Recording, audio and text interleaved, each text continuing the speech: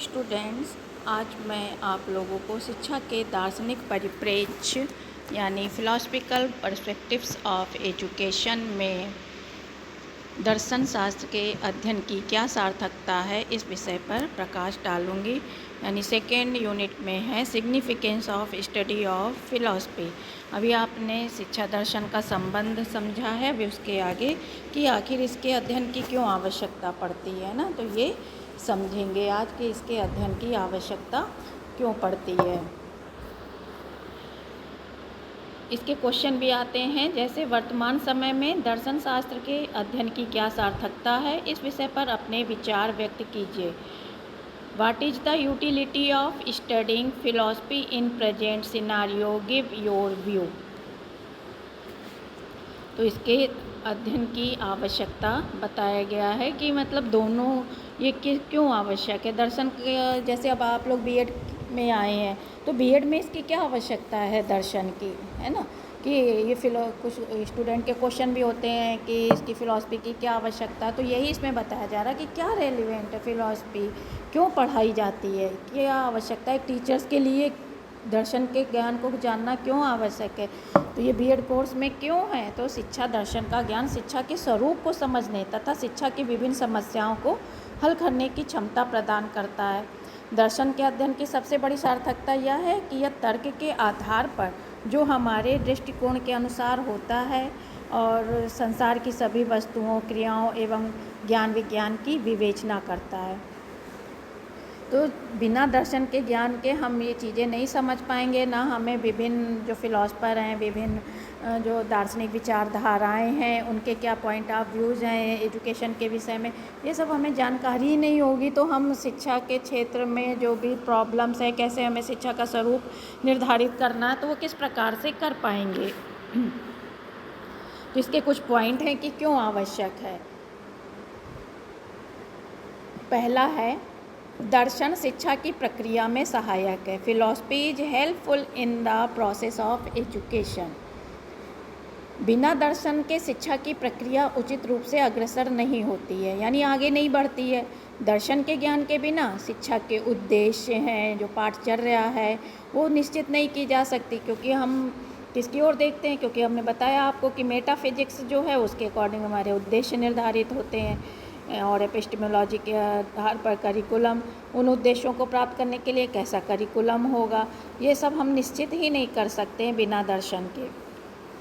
तो इस प्रकार से बिना दर्शन के ये प्रक्रिया उचित रूप से चल नहीं सकती है। जेंटाइल की डेफिनेशन पहले भी आपको बताई है कि जेंटाइल की डेफिनेशन आप देखिएगा, जो व्यक्ति इस बात पर विश्वास करते हैं कि दर्शन से संबंध बनाए बिना शिक्षा की प्रक्रिया उत्तम रीति से चल सकती है, वे शिक्षा के विशुद्ध स्वरूप को समझने में असफल होते हैं। शिक्षा की प्रक्रिया दर्शन की सहायता के बिना उचित मार्ग पर अग्रसित नहीं हो सकती है।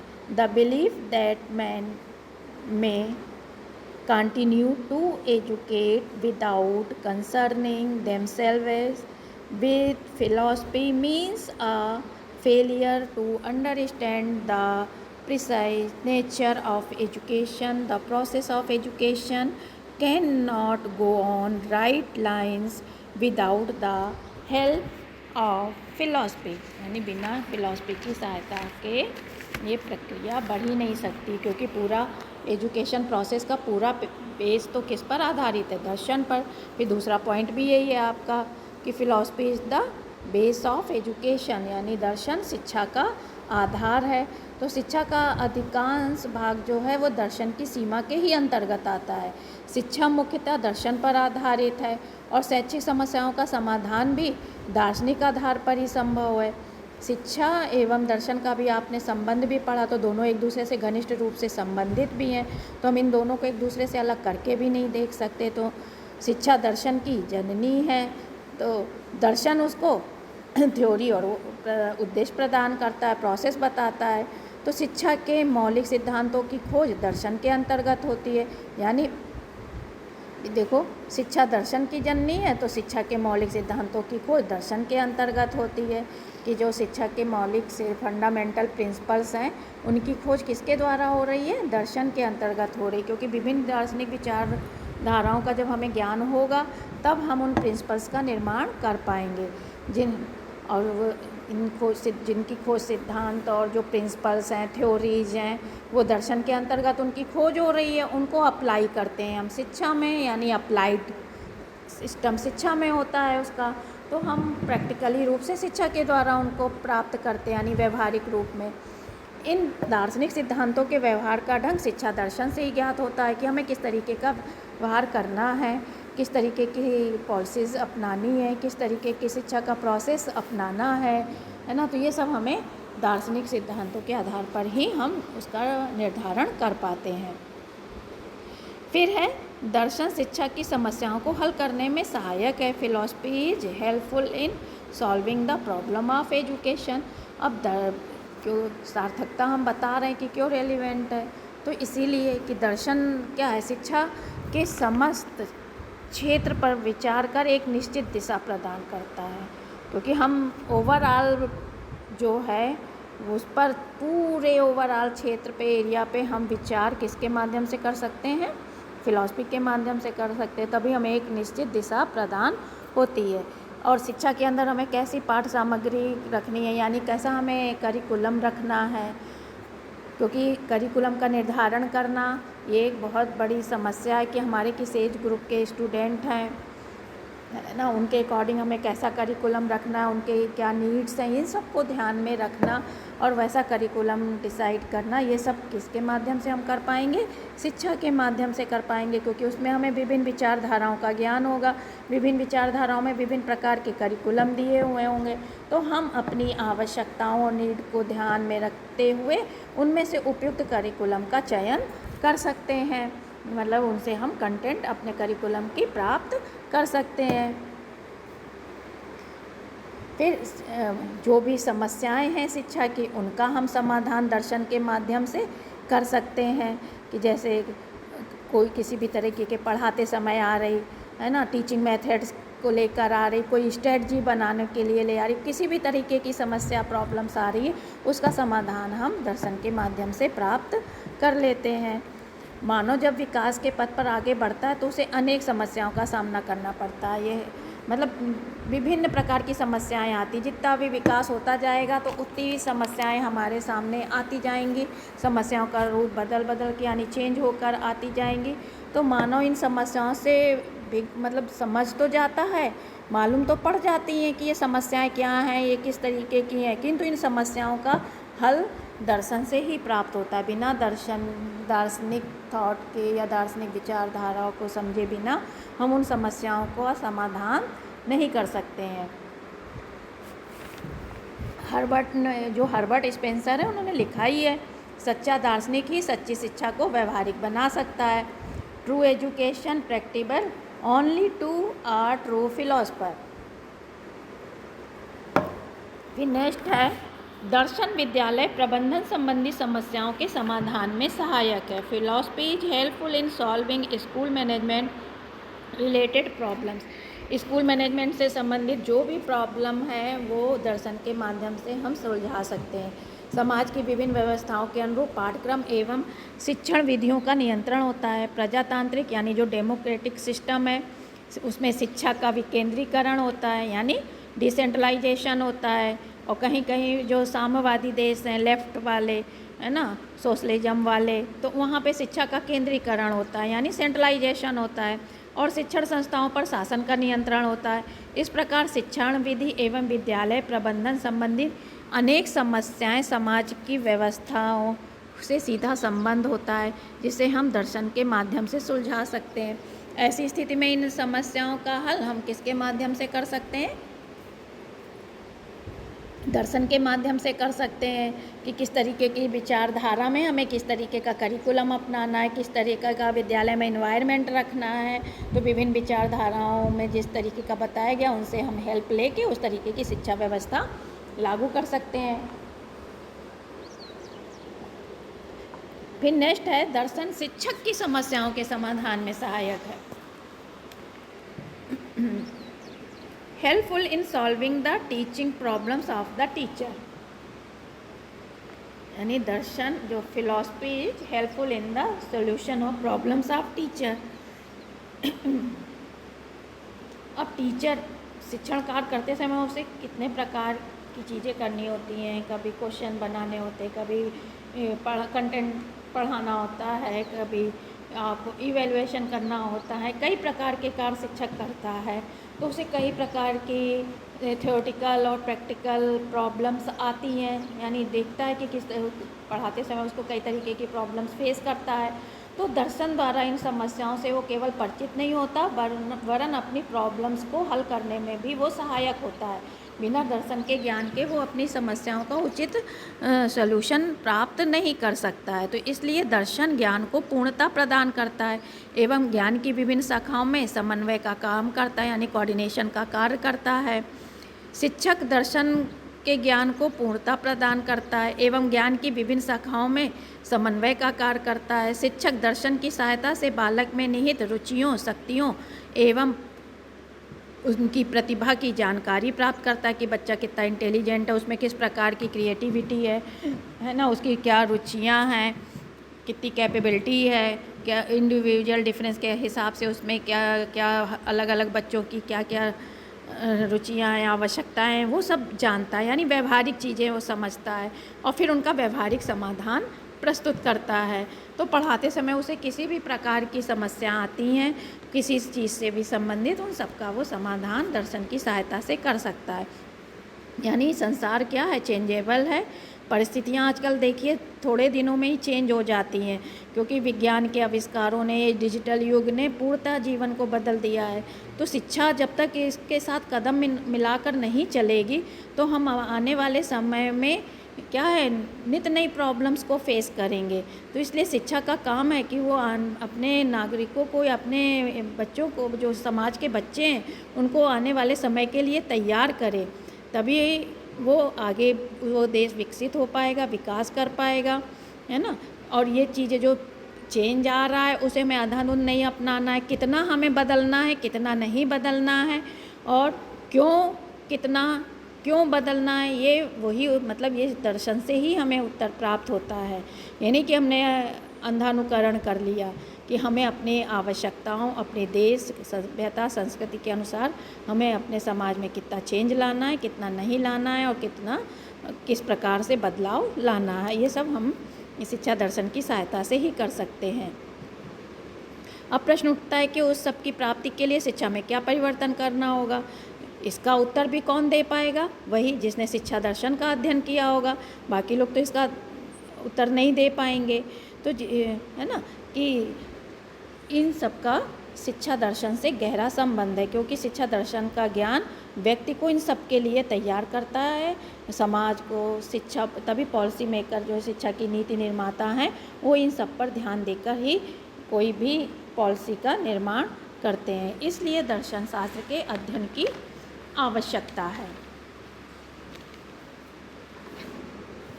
अब एक अलग से क्वेश्चन पूछा जाता है कि 5 नंबर में कभी आ जाता है कि शिक्षक के लिए दर्शन के ज्ञान की क्या आवश्यकता है। तो एक शिक्षक को भी दर्शन के ज्ञान की आवश्यकता है ना। एक शिक्षक के लिए दर्शन का महत्व सबसे अधिक है। शिक्षा दर्शन के बिना कोई भी शिक्षक सफल शिक्षक तो बन सकता है, लेकिन सफल शिक्षक नहीं बन सकता। शिक्षा दर्शन के अध्ययन से शिक्षक में काफ़ी कैपेबिलिटी यानी योग्यताओं का विकास होता है, उसका दृष्टिकोण व्यापक बनता है और उसका सोचने का नज़रिया चेंज होता है ना। तो वो मतलब संकीर्ण मानसिकता का नहीं होता है, यानी नैरो माइंडेड नहीं होता है, खुले दृष्टिकोण का, ओपन माइंडेड होता है, उसका ब्रॉड दृष्टिकोण होता है। वो अपने स्टूडेंट को समझता है और उनकी नीड को समझकर उनके साथ वैसा ही व्यवहार करता है, अपने स्टूडेंट्स के साथ पक्षपात नहीं करता है ना, समान व्यवहार करता है, उनको समझता है। तो इस तरीके से शिक्षक को भी पॉइंट बताए गए हैं कि क्यों आवश्यक है। तो शिक्षा दर्शन के अध्ययन से शिक्षक को निम्नलिखित ज्ञान प्राप्त होता है, जो ये निम्न है। पहला है to carry out this teaching work successfully, यानी सफलतापूर्वक अपने शिक्षण कार्य को संपादन करने के लिए उसको इसके ज्ञान की आवश्यकता है। क्योंकि उसका नेचर कैसा है ना, उसका स्वरूप, उसके एम्स क्या हैं, इसका ज्ञान उसे स्पष्ट रूप से होना चाहिए। तो ये ज्ञान उसे किससे प्राप्त होगा, दर्शन से प्राप्त होगा।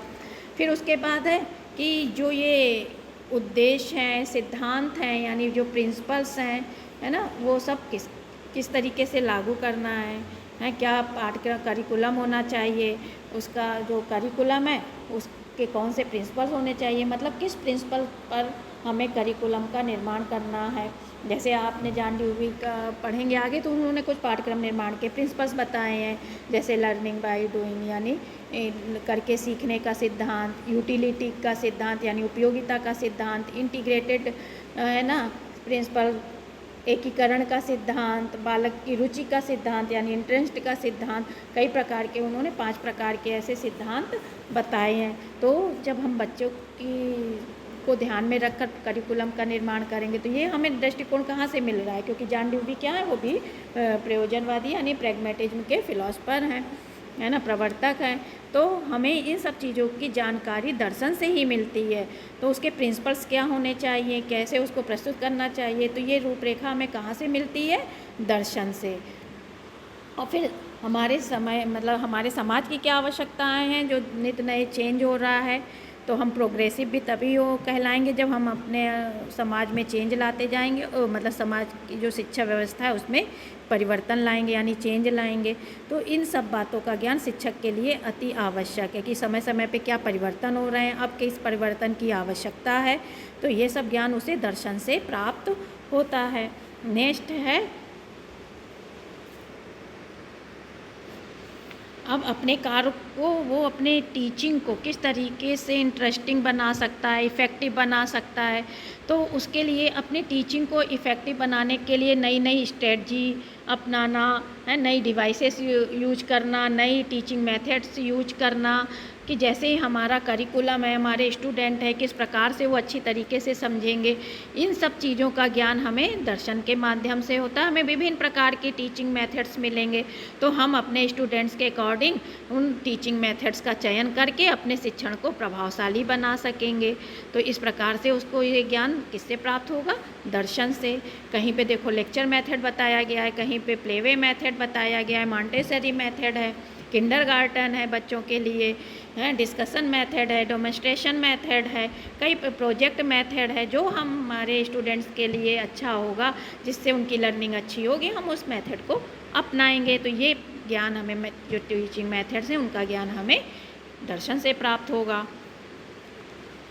फिर वर्तमान समय की बता रहे कि आज का जो प्रेजेंट टाइम है उसकी सबसे बड़ी समस्या डिसिप्लिन की है ना। डिसिप्लिन मतलब एक टीचर्स के लिए भी एक क्या है, डिफ़िकल्ट टास्क है कि इसको हल करने में शिक्षा दर्शन ही हमारी सहायता कर सकता है। उसमें हमें विभिन्न प्रकार के डिसिप्लिन के दृष्टिकोण प्राप्त होंगे। तो हमारे कक्षा में जिस तरीके के स्टूडेंट हैं, हम उस तरीके का डिसिप्लिन अपनाकर अपने क्लास को कंट्रोल में रख सकते हैं। जैसे जॉन ड्यूवी ने सामाजिक दबाव की नीति बताई है कि कोई बच्चा ज़्यादा उद्दंड है तो उसको हम कोई नेतागिरी वाला, लीडरशिप वाला काम देते हैं ना, कि वो अनुशासन खुद ही वो दूसरे को अनुशासन करने में लग जाएगा तो उसकी अनुशासनहीनता ख़त्म हो जाएगी। बहुत ही वो इनडिसिप्लिन में रहता है, शोर मचाता है, आप उसको मॉनिटर बना दो क्लास का तो वो क्या करने लगेगा, उसको मतलब लीडरशिप मिल गई तो क्लास को कंट्रोल करने में लग जाएगा। तो उसकी मतलब सामाजिक दबाव की नीति, कोई एक ऐसी चीज़ उसको कार्य दे दो कि जो वो उसमें उलझ जाए, है ना। तो ये जैसे भी हमारे स्टूडेंट होंगे, कहीं पे उनको आइडियल टीचर्स की आवश्यकता होती है, जैसे देख के अनुकरण, तो ऐसा एटमॉस्फेयर बनाना कि वो अनुकरण के द्वारा अच्छा सीखें, अच्छी आदतें आएँ। तो जैसा हमारे स्टूडेंट्स होंगे हम उसके अकॉर्डिंग अपने अनुशासन के नियम बना सकते हैं, उसी प्रकार का अनुशासन वहाँ पे लागू कर सकते हैं। और काफ़ी हद तक हम इस समस्या से छुटकारा भी पा सकते हैं। फिर है नेक्स्ट है कि शिक्षा दर्शन के द्वारा शिक्षक को यह ज्ञान प्राप्त होता है कि नियोजित शिक्षा प्रक्रिया में शिक्षक और शिक्षार्थी का क्या स्थान है, किस तरीके से उनका स्थान है, और इसी के अनुरूप वह अपने कर्तव्यों का निर्वहन कर सकता है। तो मतलब जैसी विचारधारा होगी तो उसी तरीके के शिक्षक और शिक्षार्थी के कर्तव्य होंगे। कहीं पे टीचर्स की इम्पोर्टेंस होगी और कहीं पे स्टूडेंट्स की इम्पोर्टेंस होगी। तो इन दोनों पे क्या स्थान होना चाहिए, स्थान मतलब विचारधाराओं के अनुसार स्थान जो भी होगा, लेकिन सभी विचारधारा ये कहते हैं कि छात्र कम से कम शिक्षक का सम्मान करे और शिक्षक छात्र की भावनाओं को समझे, है ना, उनकी इंडिविजुअल डिफरेंस को पहचाने, उनकी इंडिविजुअल डिफरेंस के अकॉर्डिंग उनकी रुचि और कैपेबिलिटी को पहचाने और उसी के अनुरूप उनको शिक्षा प्रदान करें। आप उनकी कैपेबिलिटी से ज़्यादा देंगे, बिना रुचि की, जो रुचि का भी नहीं है वो शिक्षा देंगे, तो छात्र पढ़ने में मन नहीं लगाएगा, उसका ध्यान नहीं होगा। तो ये भी सब हम किससे पता चलता है, हमें दार्शनिक विचारधाराओं से पता चलता है और हम अपनी समस्याओं का अच्छा समाधान प्राप्त कर सकते हैं। फिर है शिक्षा दर्शन। समय और परिस्थिति के अनुसार शिक्षा में काफ़ी दोष उत्पन्न हो गए हैं, तो वर्तमान समय में इन गुण और दोषों से हमें परिचित होना चाहिए। शिक्षा के गुण दोषों की विवेचना करना भी शिक्षा दर्शन का कार्य है। इसलिए शिक्षा दर्शन का ज्ञान शिक्षक को होना चाहिए कि आखिर कौन से गुण हैं, किस प्रकार के चीज़ें हैं, है ना। तो ये सब हमें मेरिट और डिमेरिट किससे प्राप्त होंगी, दर्शन से। क्योंकि जैसे जैसे समाज आगे बढ़ता है, पुरानी चीज़ें जो हैं, पुरानी शिक्षा व्यवस्था, उसमें दोष उत्पन्न होने लगते हैं। हम उनको एज इट इज़ लागू नहीं कर सकते, तभी ये समय समय पर शिक्षा नीतियाँ और बनाई जाती हैं। देखो आपके सामने कमीशन बैठते हैं, कमीशनों की सिफारिश आती है, शिक्षा नीति आती है। अभी देखो आपकी 2020 शिक्षा नीति आई है। तो ये इसीलिए, क्योंकि पुरानी हमारी प्रासंगिक नहीं होती शिक्षा, उसमें काफ़ी दोष उत्पन्न हो जाते हैं, तो हमें नई शिक्षा की व्यवस्था करनी होती है ना, उन दोषों को दूर करना होता है। तो गुण दोषों की विवेचना करेंगे कि क्या सही है हमारे वर्तमान के लिए, क्या सही नहीं है, उस आधार पर हम शिक्षा की व्यवस्था करेंगे। फिर शिक्षा दर्शन की ज्ञान की सहायता से शिक्षक शिक्षा सैद्धांतिक और व्यवहारिक दोनों प्रकार की समस्याओं को समझ लेता है और उनके समाधान की समझ उसे दर्शन से ही प्राप्त होती है। यानी सैद्धांतिक किस प्रकार की है और व्यवहारिक तो वो तब फेस करता है जब वो स्टूडेंट्स को पढ़ाता है कि और उनका समाधान वो फिर दर्शन से खोजता है।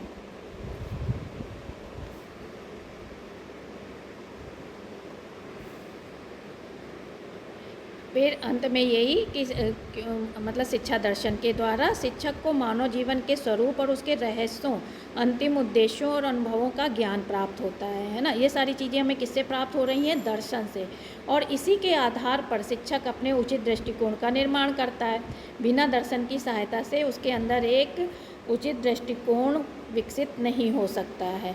वो मतलब बेस ही दर्शन है, उसको वो जो समझ मिलती है ना, समाज में व्यवहार करने की, अपने स्टूडेंट के साथ व्यवहार करने की, है ना, और किस तरीके की शिक्षा व्यवस्था है, कैसे सिद्धांत है, ये जो समझ मिलती है वो दर्शन से ही मिलती है। तभी उसका उचित दृष्टिकोण मतलब निर्धारित होता है और तभी वो साध और साधन में भेद भी कर पाता है और अपने लिए सही शिक्षा दर्शन का चुनाव करता है। मतलब वो difference between ends and means दोनों में वो डिफरेंस कर पाएगा और अपने लिए सही फिलॉसफिकल थॉट का चयन कर पाएगा। तो इस प्रकार शिक्षा दर्शन का ज्ञान शिक्षक के लिए अत्यंत आवश्यक है, क्योंकि बिना इसकी सहायता से जो एक अच्छे टीचर्स की क्वालिटी होती हैं, बिना इसकी सहायता से वो उन्हें प्राप्त नहीं कर सकता और उसकी टीचिंग इफ़ेक्टिव नहीं हो पाएगी। तो अपनी टीचिंग को इफ़ेक्टिव बनाने के लिए उसको शिक्षा दर्शन का ज्ञान अत्यंत आवश्यक है। तो ये आज का लेक्चर बस यहीं तक। उम्मीद है आपको ये समझ में आ गया होगा। अब ये चैप्टर दर्शन का यहीं ख़त्म होता है। अब नेक्स्ट लेक्चर में आपसे फिर मुलाकात होगी। Thank you.